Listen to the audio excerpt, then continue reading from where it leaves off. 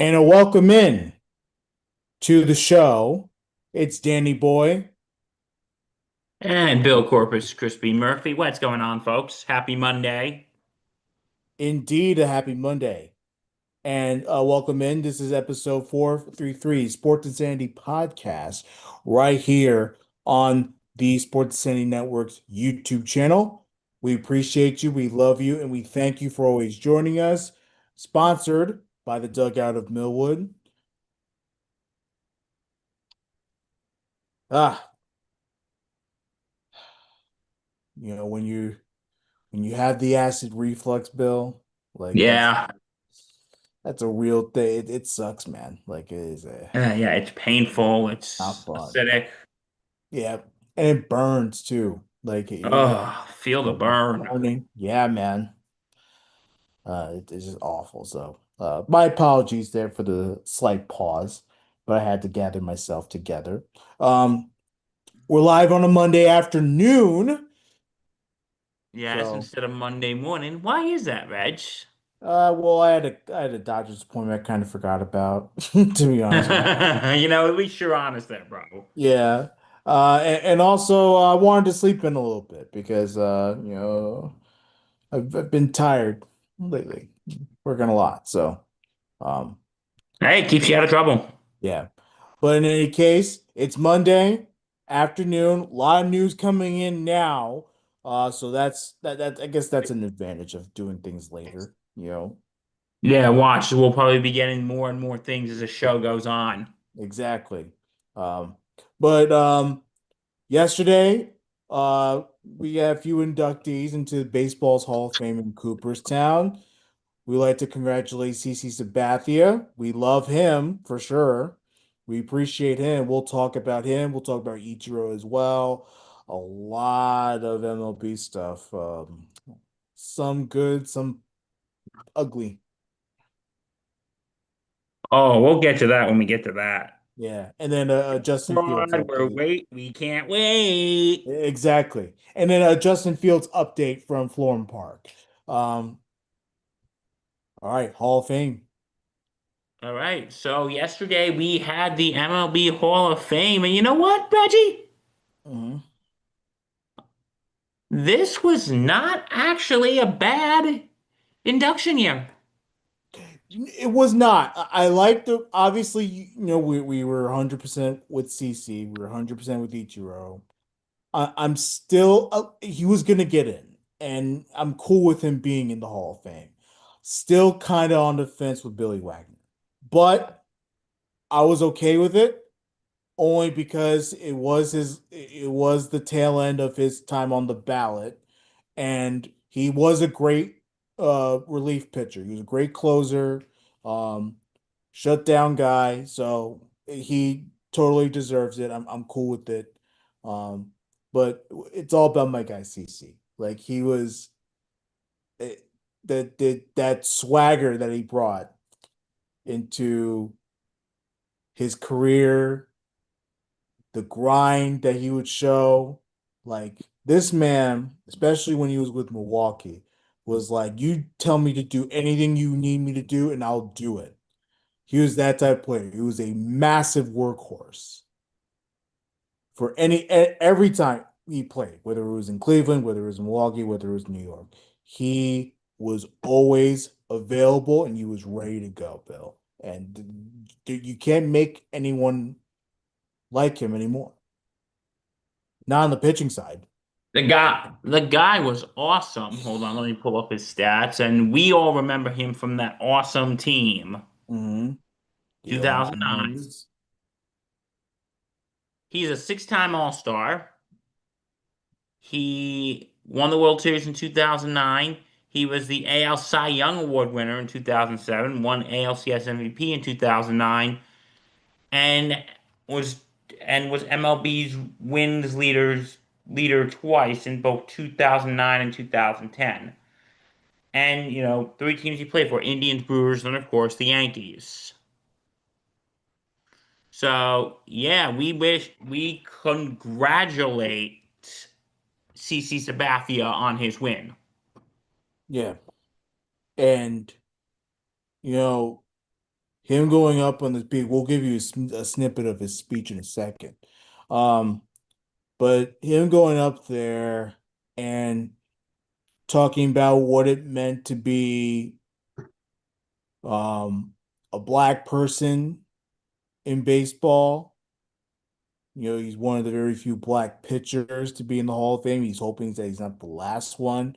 What it meant to make business decisions based on his family, you know, building a family, being close with his family, what it meant to be raised by women, which of course is very underrated. Us men don't really talk about it.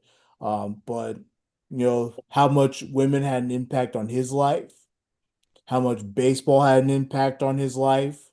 Like, and then of course, just being the humble human being that he was, knowing that yes, he's great, but he's humble, that he doesn't know everything, but he always had people around him. Oh boy.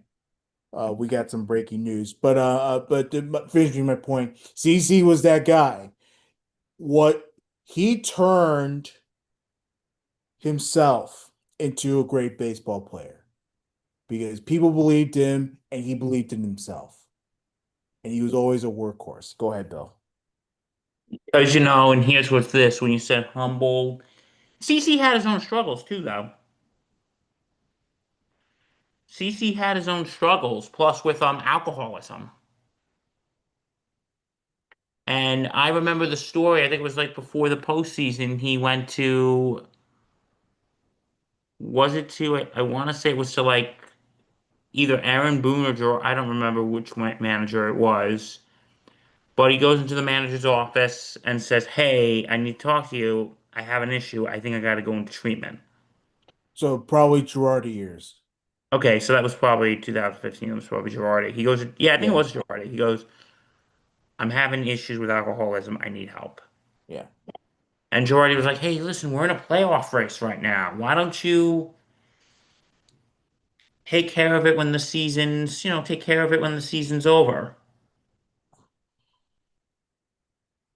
Take care of it when the season's over." He goes, "No, I need to do this now." yeah, And I respect that about him because he knew he was struggling and he said, "You know what? I need help, not tomorrow. I need help like right this very minute." yeah. And that's what they did.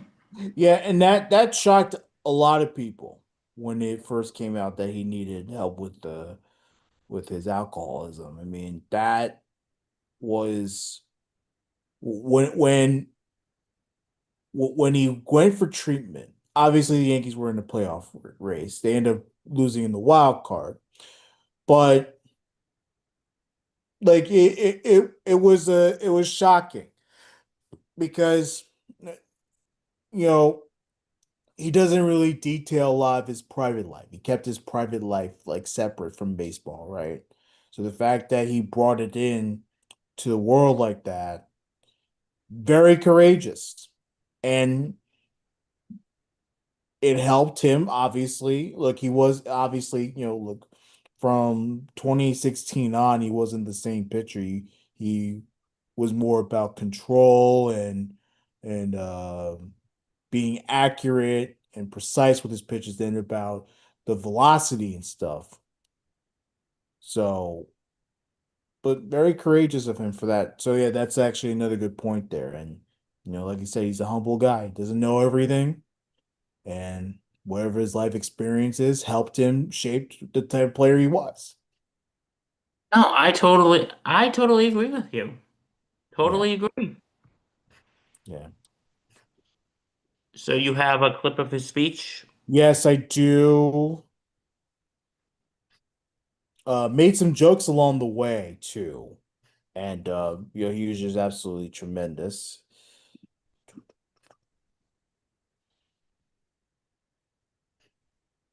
Here he is from Cooperstown, courtesy of MLB Network.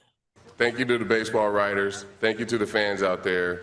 And thank you most of all to the great players sitting behind me. I am so proud and humbled to join you as a Hall of Famer. even Ichiro, who stole my Rookie of the Year award in 2001. The list of people who deserve my thanks is very long, and you'll hear from me personally. Today, I thought I would tell a few stories. Plenty of men taught me about baseball and life, beginning with my dad, Corky. In the years he was missing from my life, my uncle Edwin Sabathia stepped up, and it was Abe Hobbs, the Vallejo High baseball coach, who taught me how to hit the ball the other way, who drove me to Dusty Baker's baseball camp, and who opened my eyes about the Negro Leagues and Jackie Robinson. No one has more fun hanging out with the fellas than me, but I've been blessed to have so many wise and caring women in my life. Growing up, there was my aunts, Gloria Rufus and Denise Jones, Sharon Sabathia and Jeannie Sabathia. There was Jennifer Austin, Carmen Merriman, Gwen Lake, Ophelia Wells, Hazel Wilson, and especially my grandmother, Eltha Rufus. My granny's house was my home base and safe place. I spent a lot of nights there and ate a lot of her red beans and rice and plum jelly that I would eat straight out of the jar. My granny had a huge grapefruit tree in her backyard. When I was young, I would collect the ones that fell, line them up, and throw them at a folding chair as my strike zone. That was the first time I realized I could throw hard. As a teenager, when I wanted to get a job at Marine World, my granny said, "No, focus on baseball." You'll be lucky to have even one of those women in your life, and I've had them all. A village of women who raised me, guided me, made me laugh, fed me, protected me, and a few times literally saved me. Just absolutely, absolutely tremendous stuff. God bless. We don't need to see Jazz Chisholm at the plate right now. But, you know, Yankees won by 2, which is nice. Yes, hey Reggie, they actually won a game. Yeah. They actually won a game. But do you see how CC Sabathia right there? Class act. Very classy. And like you said, he didn't have all the answers, but he was guided and he was raised right. So people like that deserve to be, celebrated in baseball's Hall of Fame. Do any of us have the answers? Well, no, not all the time, but CC was the answer to 2009. I'll tell you that much. I totally agree. Yeah, 11 seasons with the New York Yankees. 11 glorious seasons. Isn't that wonderful? Cool. And his Yankee hat is enshrined with him into the Hall of Fame. We really appreciate that for sure. Hey, he's got a ring, so yeah. And to think that he never wanted to come to New York because he wanted to be close. He really wanted to be with the Dodgers because it was closer to home, in California. But with some convincing, he came to New York, and the rest is history. Rest is history. Raised a family, won a world championship.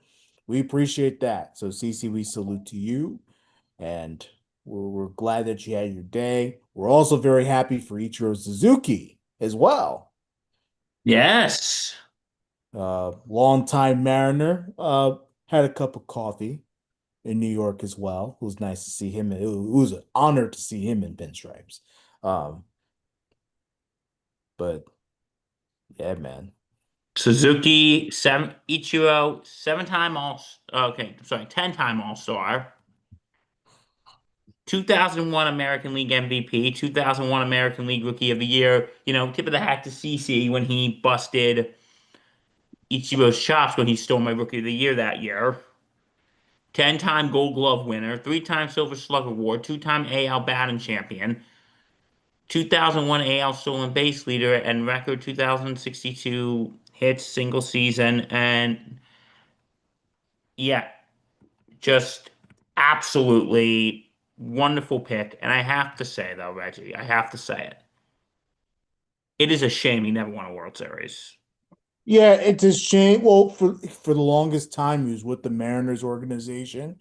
And look, right out the gate, has that beautiful 116-year win season with the Mariners. They go to the ALCS.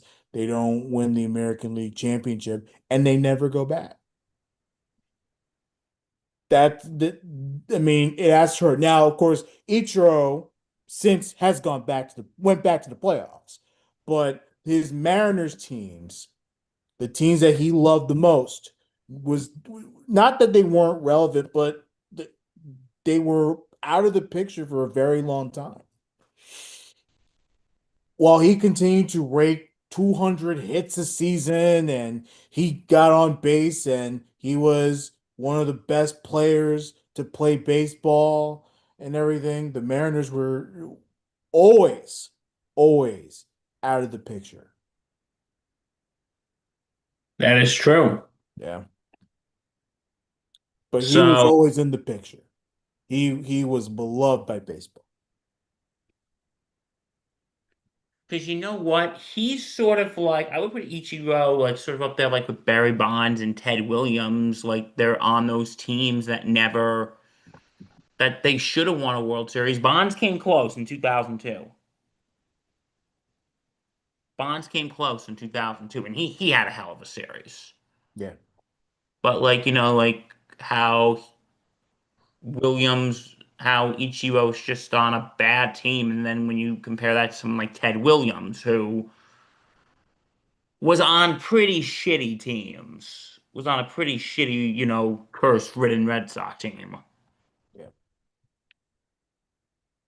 And, it's a shame he never won a World Series. Mm-hmm. But yeah, so congratulations to Ichiro, CC Sabathia, Billy Wagner. You're kind of iffy on. Yeah.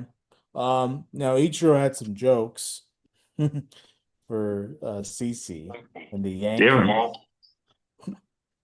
Um, a couple of ones I want to do. I want to do one where he thanks Hideo Nomo for uh for exposing Japan to Major League Baseball here in America, as well as the Yankee joke that he made. So, real quick, if I can.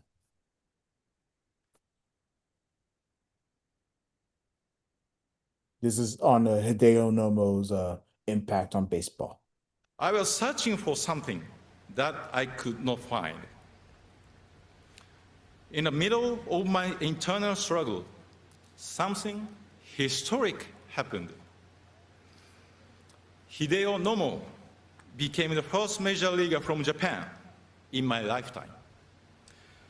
His success inspired many, including me. Thanks to him, MLB was always in the news in Japan, and MLB games were broadcast on TV because of Hideo Nomo's courage. My eyes suddenly opened to the idea of challenging myself by going somewhere I never imagined. Nomo-san, ありがとうございました。 And then this is on the Yankees. He thanked the Yankees as well, surprisingly. Thank you to the New York Yankees. I know you guys are really here today for Sissy. But that's okay. He deserves your love. I enjoyed my 2.5 years in pinstripes, and I thank you for letting me experience the great leadership of Derek Jeter and your organization's proud culture. Some humble words from each. By the way, his English is tremendous. It is. Like, it is really good. On. Yeah. I know it probably not the greatest, but still sounds great. So He's doing great. He sounded great. yeah. And he got some joke. And by the way, Ichiro's speech is filled with plenty of jokes.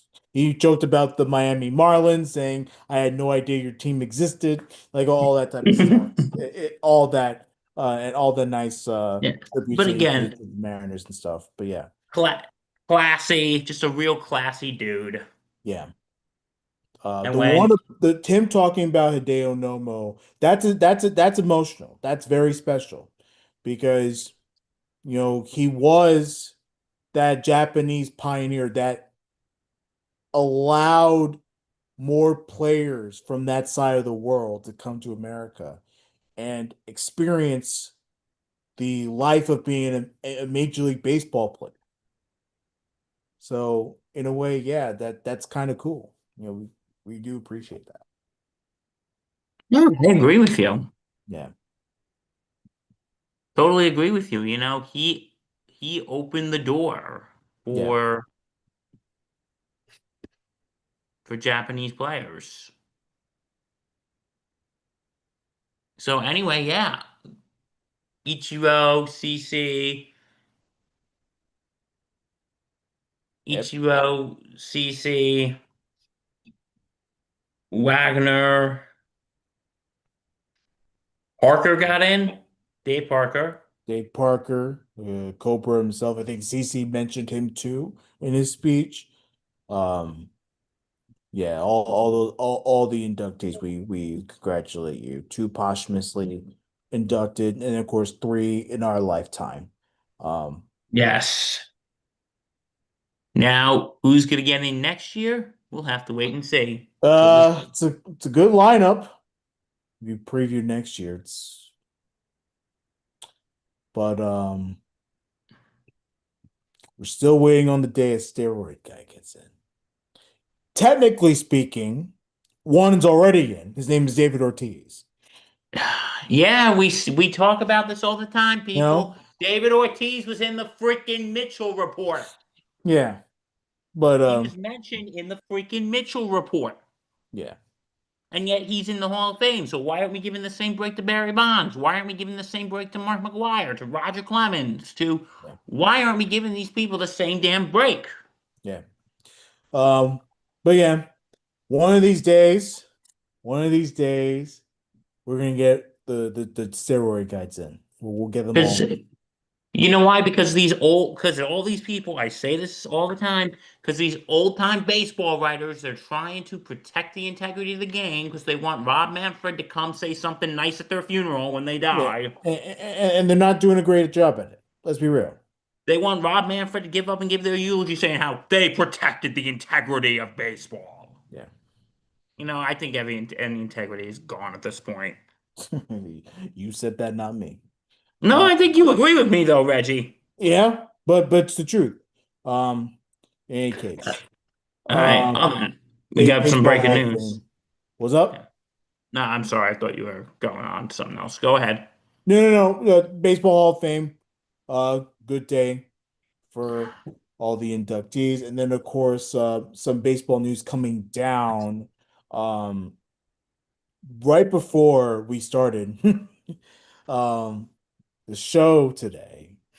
Um, how about Cleveland Guardians closer Emmanuel Clase?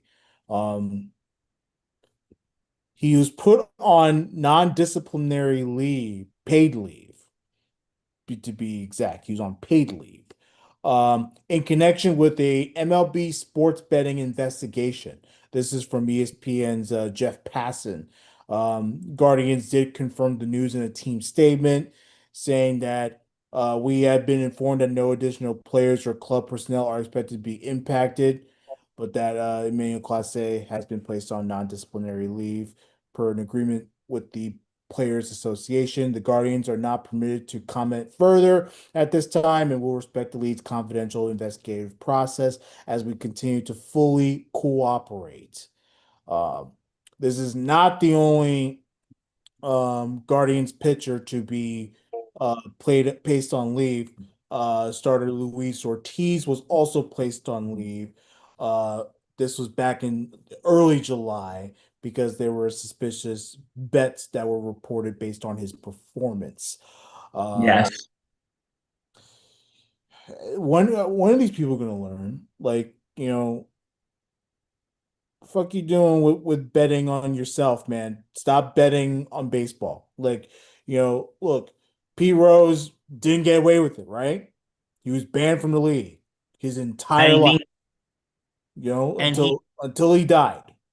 his ban was not lifted until he died. No, So they do these people don't these people ever learn their damn lesson? like look. I don't care if they bet on basketball, on football, whatever they want. If there's a policy that states don't bet on baseball, then don't bet on baseball. Like it's simple. I get it. The whole gambling thing has grown too much in this country. Even Billy Boy sometimes Absolutely throws agree. it better too at Foxwoods. But like, don't do it on your own sport, and certainly don't do it with yourself. No, absolutely not. Yeah. Um, Now it's unclear what they found, what baseball found in their investigation that resulted in Emmanuel Clase being placed on leave. They're still investigating, so we have to see what comes out of those investigations. But if he's being placed on leave now, that's not a good look for Clase. It's not. Okay. No, no, I agree with you. It is not a good look for him. Yeah, And he was doing good. he's a great closer. Yeah, man. Look, the Guardian. I mean, the Guardians. They're on a roll right now, but they struggle to start the season. Class A has always been terrific. As a matter of fact, right before this happened, he was actually one of the players that they were thinking about putting on the market to go to a contender for in a trade deadline deal. So this is obviously going to turn teams off now. Then I don't think any team's going to go after him. Yeah, that's going to be a big problem. Yeah. So yeah, is this going to affect the Guardians? We're going to have to see. Yeah, we'll see. Like I said, the Guardians have been better of late. They're climbing up the standings. So watch out for all of a sudden another team all of a sudden in the mix, right? We thought the Guardians were sort of out of it. They're not. So uh let's see how it affects them. And then of course, Billy Boy, you brought this up during our meeting. Bryce Harper getting into it with Yes. Manfred. What's this about? Well, apparently they're talking about potentially salary cap. Yeah. It says right here, according to ESPN, Philadelphia Phillies star Bryce Harper stood nose to nose with Rob Manfred during a meeting between the Major League Baseball commissioner and the team last week, telling him to get the F out of our clubhouse. If Manfred wanted to talk about the potential implementation of a salary cap. Confrontation came in a meeting, one of the 30 that Manfred conducts annually, conducts annually in an effort to improve his relations with every team's players. That lasted more than an hour.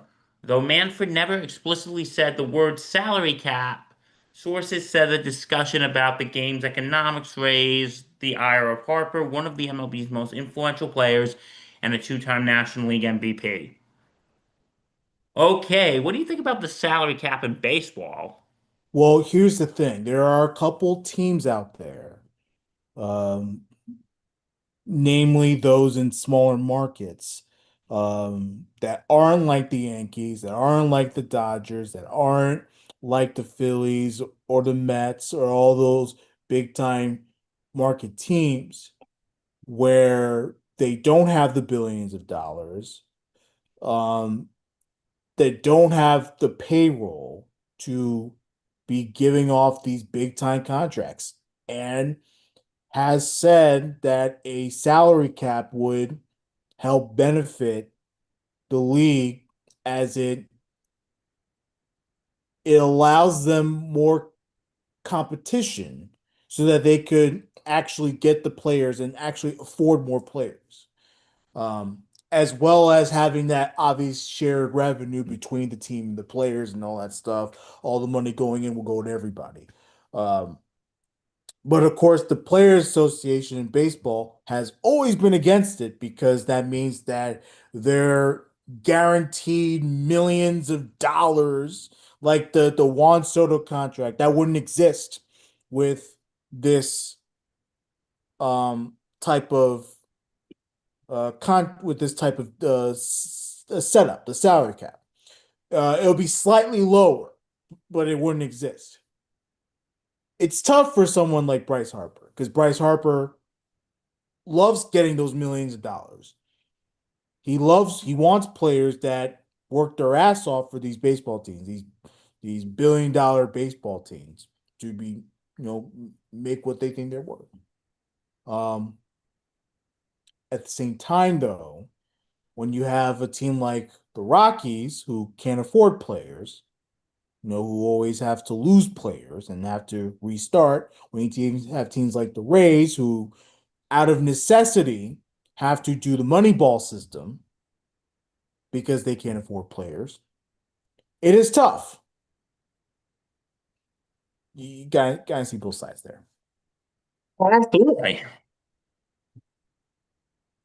Because now, you know what, I think a salary cap would be good for, maybe those teams that are not exactly swimming in money and don't have like the Hal Steinburners or the Steve Cohen types, you know what I mean?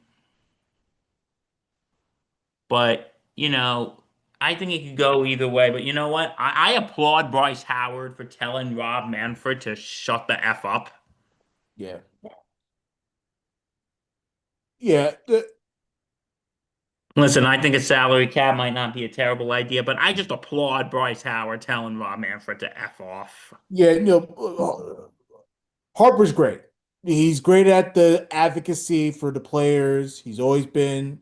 And uh, look, obviously he's greedy. Let's call it what it is. These players are greedy. Like No, they are. They are. they want to, but look, they feel that they're worth it. So obviously you can't be mad at Bryce Harper for wanting to go after the league's commissioner for even if he didn't directly bring up salary cap. The idea that's being thrown out there, the shared revenue crap. Like, yeah, it bothers him. And if it bothers the players, then they need to fight that. So, whether or not you agree or disagree with Bryce, that ultimately Bryce is an advocate for the players, just like the union is an advocate for the players. Oh, I agree. So you can't be mad at that. But at the same time, teams like the Rockies and teams like the Rays and the A's, all those other teams that may not be on the same level as a New York or Philly or Los Angeles, don't you think they also deserve the right to have some money in their pockets to try to go after these players? Because ultimately, the money ball system, yes, it can work, but it has never won a World Series. No, it hasn't. Well, didn't like the Red Sox in 2004 do Yeah, something but they had similar? David Ortiz. Come on, Manny They had Ramirez, David Poppy, they had Ortiz, Manny. Kurt Schilling. Like, come on now. Yes, there's some elements of Moneyball, but come on now. You have Manny Ramirez was already great before he got to Boston. Kurt Schilling was already great before he got to Boston.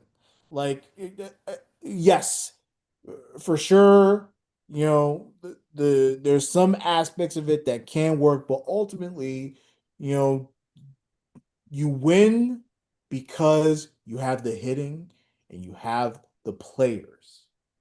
You don't win on the numbers. You don't win on the stats. You win because you have good players that play fundamental baseball. Yeah, I believe I agree. So yeah, that's where we are. So yeah, that's where we are right now. Salary cap might not be a terrible idea, depends on the team. But Mm. again, I just applaud Bryce Harper for telling Rob Manfred to shut the F up. And I have to say, you ready? Rob Manfred, guess what, Reg? Still don't like it? I still don't like you. I still don't like you, Rob. You can piss off. Yeah. A date to look out for, December 2026. That is when the CPA expires. And Oh boy. let's hope that something comes about before that. Chances are there's going to be another union battle. Just like there was after the 2021 season. Yeah. Mm. Thankfully, that didn't last too long. Well, we're glad that it wasn't like a lockout because that almost happened. It did. So, So, yeah, I hate these deals sometimes. I really do. yeah. Because I didn't know if we would have baseball after 2021 because I was like sitting there thinking because we had all the crap with COVID and all that. And, because you remember this was one of our first episodes. I said, what what comes up next year? The CBA. Mhm. And Tony Clark and Rob Manfred and all of them, they're not going to be sitting there holding hands singing Kumbaya. Yeah. Well, it was soured. Oh, absolutely. But It was soured. thankfully, the season only got delayed by a week. Yeah. Thank God. The All right. season only got delayed by a week. Yeah. Well, hopefully, there is no crazy ass uh BS going on. Nah, yeah, I agree. All right, so we got that going on. What else do we got? Aaron Judge. Yeah, the news broke Saturday, a flexor strain. He'll be out. He's on the 10-day IL, so definitely um next couple weeks for sure. You won't see Aaron Judge. Aaron Boone is very confident that that's all it will take for Aaron Judge. It won't be a very long time. Um, I say you should keep him out as long as you can to make sure he's 100% healthy, but what can you do? These Aaron Judge didn't want to go on IL, so Aaron Judge is going to do what Aaron Judge wants to do, I guess. So uh, we'll we'll look out for that. Once he comes back, Bill, he's going to be a DH. Yes, he's going to be DHing for a while. Yeah, which means the likes of Giancarlo Stanton's probably going to play outfield. The Yankees acquired Ahmed Rosario from the Nationals. Of course, we remember Rosario. He's with the Mets. Um, Played very well with the Mets. Played very well with the Guardians. Um, and he can play infield. He can play outfield. He's a good hitter. Um, of course, we have to see how he plays. We got to see where he fits. And when Judge comes back, is he going to fit? Is he going to fit? That's Yeah, the question. because there's a lot of people on this roster. Um, Rifkin had brought up the point about Spencer Jones, okay, who's raking in AAA right now. He's doing a tremendous job about bringing him up. I was kind of against it because I'm more of a experienced now. We need people that have played in this league. We need them here. So it didn't really make a lot of sense to bring him up this quick, but I understood. Like, you want your young homegrown players. Oh, yeah. You want your young homegrown players. So, hey, but we might need him soon. Yeah. So, but Aaron Judge out. Me and Bill were like, we're Oh, putting we were. him out of the lineup. And that still may be the case. Like, I'm not confident in this Yankee team right now. I know they won on Sunday, but Oh, congratulations. You took 1 out of 3 from the Phillies. Good job. Is that a confidence booster? Like, No, that you was sarcasm. no, I'm talking about in general, Bill. I know that, but like, is that a confidence booster? Like, are you happy that you won a game? You know, let's be real. Pitching was terrible. It It was was. horrible. More defensive woes. Like there's and look, we're happy with McMahon. McMahon's clearly the best third baseman the Yankees have had in a while. We're happy about that. But at the end of the day, this Yankee team is not playing well. They're not. No, You this is a know, team that's an absolute joke right now. 5.5 out of the division. You know, only what, a game from Boston or so. Hold on, let me The look at wild the card. We're standings. still at the top wild card spot. You know, Yeah, are we still in the?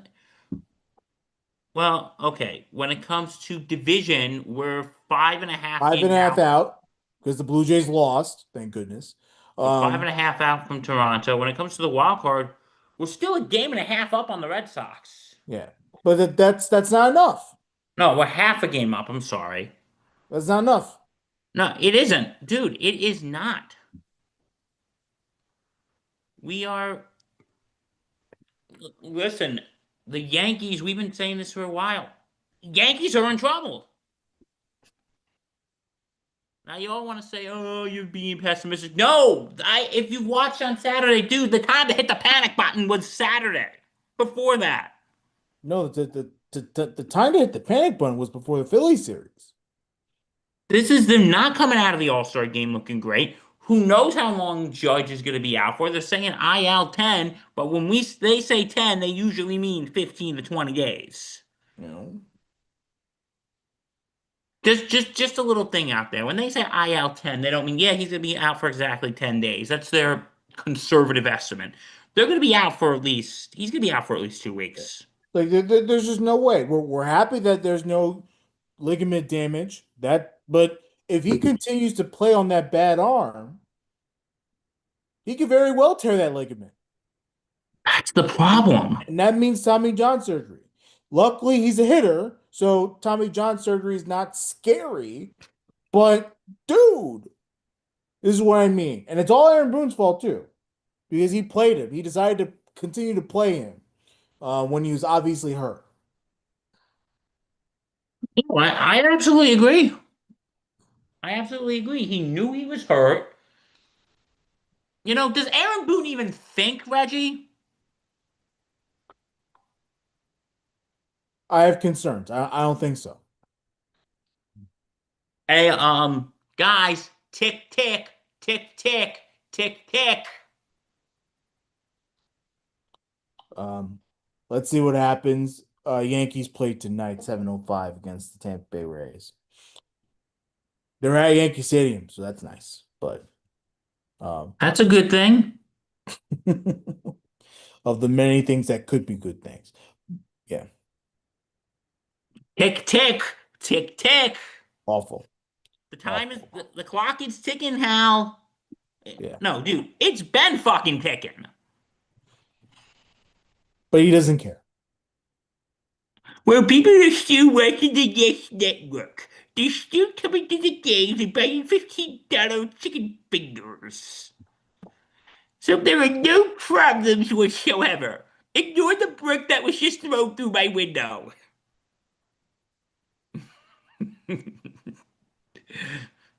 God. And the bag of crap that was left on my doorstep. Please ignore that too. Is the bag on fire? It was on fire, Reg. Thank you for the You like to observation. step on the fire, step on the bag with what's on fire.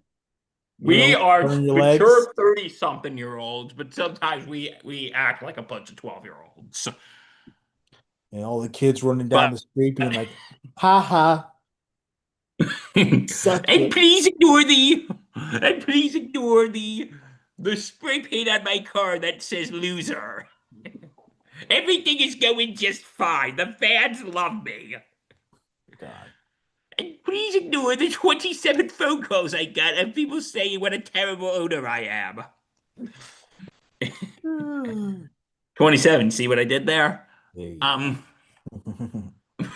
yeah, no, we don't wish him any physical harm. We're just kidding around.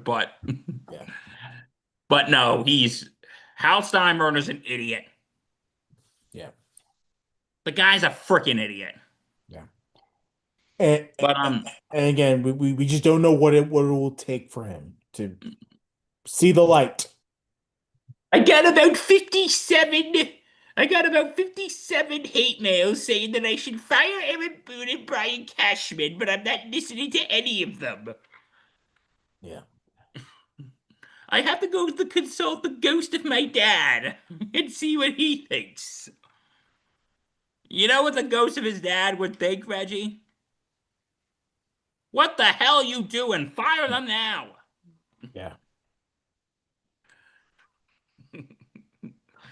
Okay. Okay, I'm sorry. I'm done picking on Al Steinbrenner. Yeah. Wait, are we done? Yeah, just get it together. Get it together. But Reg, we don't need to get it together. We have 27 World Series titles. Isn't that enough for you? No. I want to win. I'm a winner, man. Tired of losing. I am too. Another team that's tired of losing, New York Jets. Um, they avoided a massive loss this past weekend, seeing Justin Fields going with 7 versus 7 drills. Now he's on 11 on 11 drills today. Not fully back into the swing of things. He was limited because of the dislocated toe, but it was as much as he can go. So that's obviously great news. They're saying he's going to be available week 1. So look, eventually I'm gonna have to see. Like, I need to see where Fields is improving, where exactly he is going to do to actually help this team build into one of this great team that everyone's claiming that they're going to be, you know? But no, you know what? Like I said, going into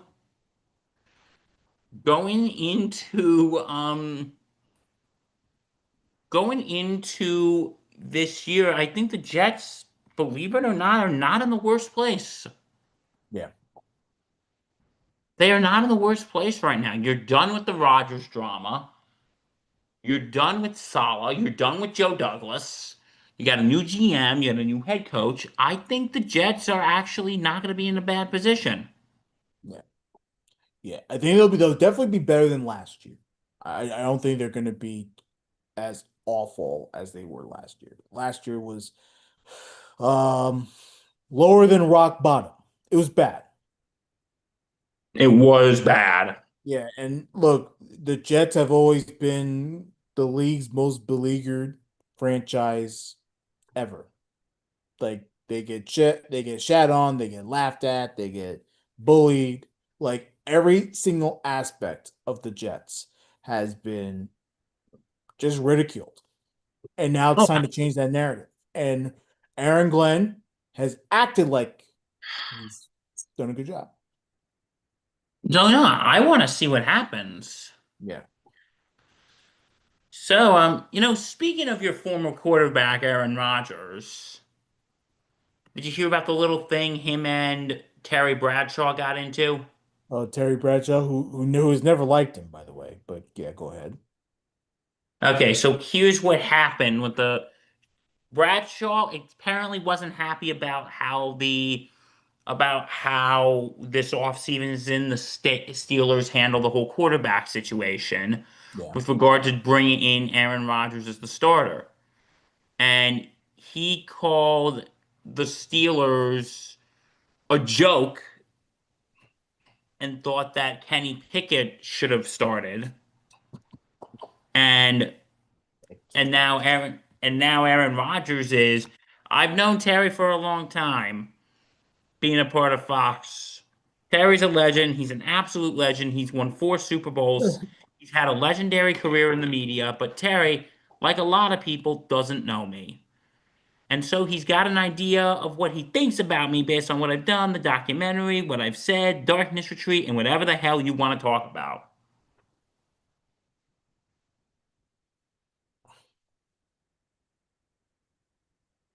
Okay, Reggie, what are your thoughts? All Look, right, get the tote board out. look, Terry Bradshaw has been very critical of Aaron Rodgers his entire career, right? And look, based on certain things that he's done, based on how he conducts himself, like, yeah, I totally understand where Terry Bradshaw is coming from. Um, of course, I was with him when the Jets decided to trade for him. I never wanted him to be a Jet, but again, that's over. He's no longer on the team. Um, Okay, we got to start over again. Start the tote board back to 0. 0 days Aaron Rodgers has gone without embarrassing himself. you know, I mean, look, and look, people are gonna look at Aaron's quote and be like, "Yeah, Aaron, good job, good for you." When in reality, why are you responding, bro? Like, what are you responding to? Do Like, your talking on the freaking uh, field. yeah, man. Like, stop worrying about what Bradshaw is saying to you, and worry about your game. That's part of your problem. Part of your problem is you insert yourself, even if you don't cause the problem, you insert yourself into the problem just because you want to.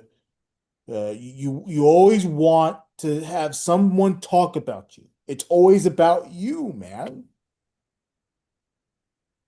Absolutely. Ignore him. Ignore Terry Bradshaw. Who cares if he's pissed off that he's on your team or that you're on his team? You're on his beloved Pittsburgh Steelers. Do your talking on the field, You Aaron. know, like if you're all about football, if you're all about make wanting to make the Steelers better, even if it's just for that one season that you claim that you're going to be playing, only one season, then go out there and go and win. He's he's always saying, "I'm gonna play one more season. I'm only gonna play one more season, and Yeah. then I'm back. You're all happy that I'm back." No, Aaron, we're not happy. I think Aaron Rodgers is starting to go into Tom Brady level for me. And Tom Brady was annoying too. Like, No, Aaron Rodgers, I think, is out annoying Tom Brady. yeah. And you know how bad that is?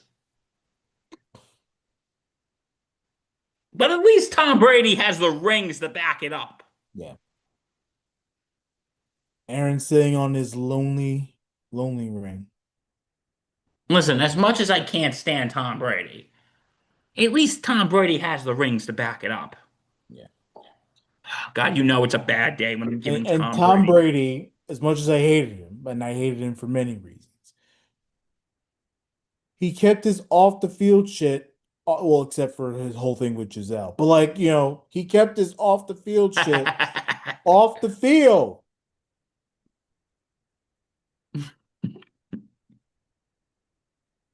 Yes. But you know what I will always remember off the field, even though it was something about on the field, the Deflate Gate press conference. Yeah. What I and love to he touch the barely talked about balls that too. and rub them.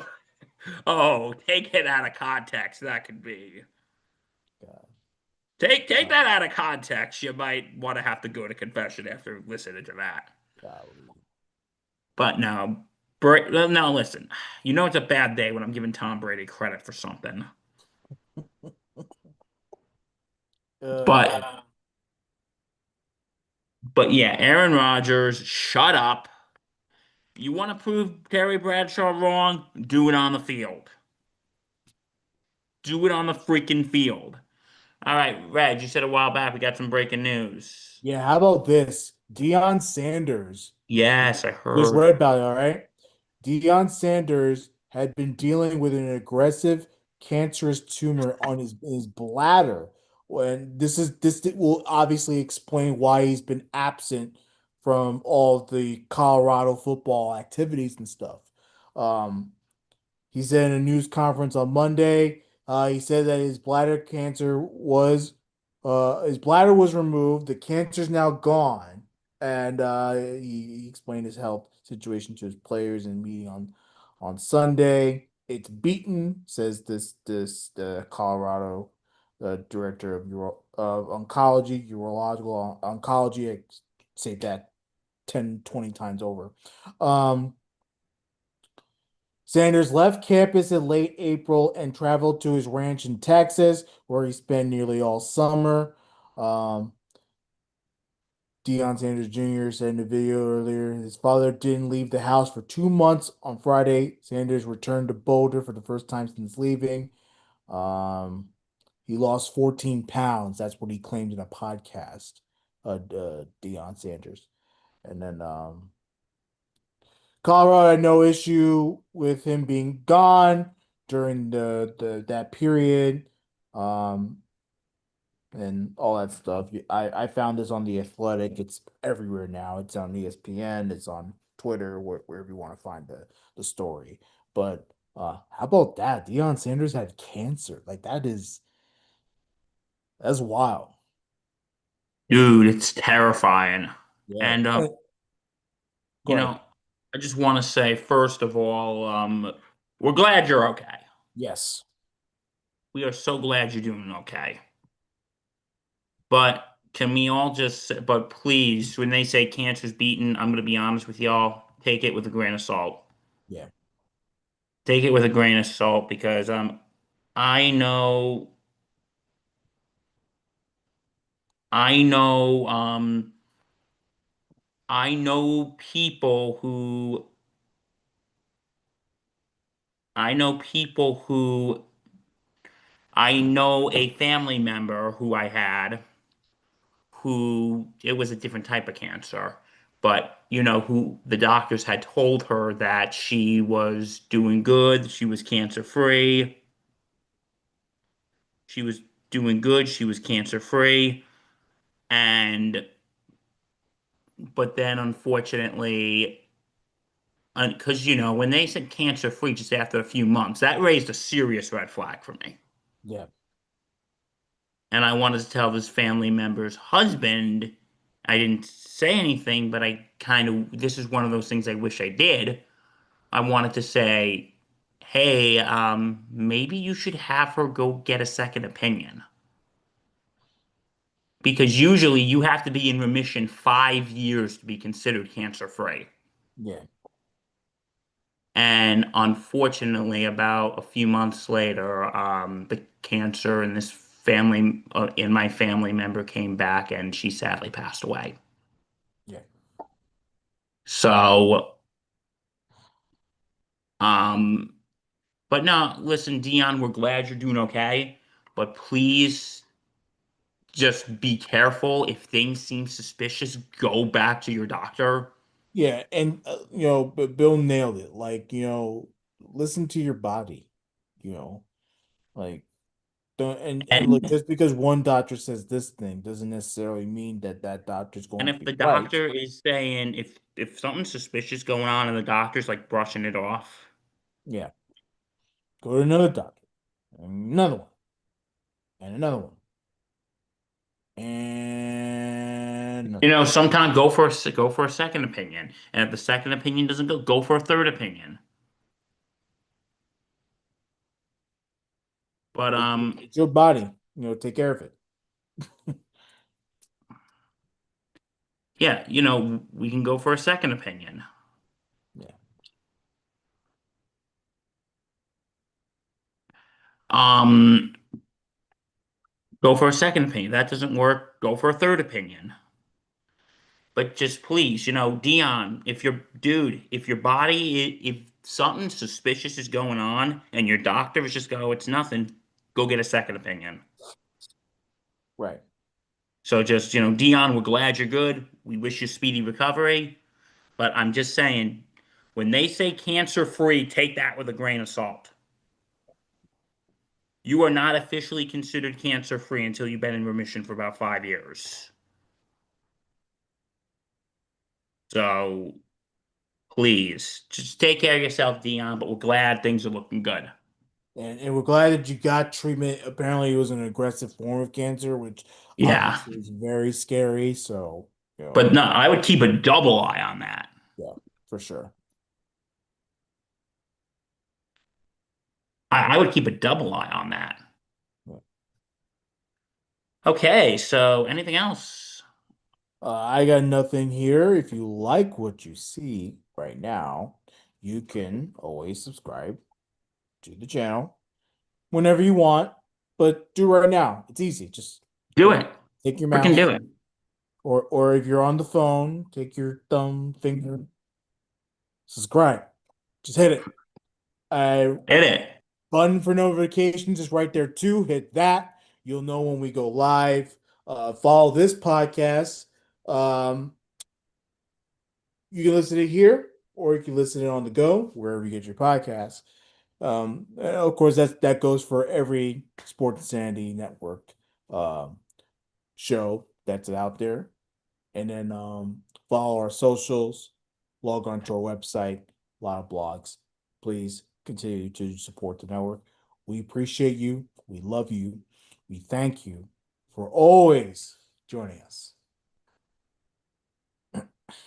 Yes, thank you. Like, comment, subscribe, and hit that bell. Mhm.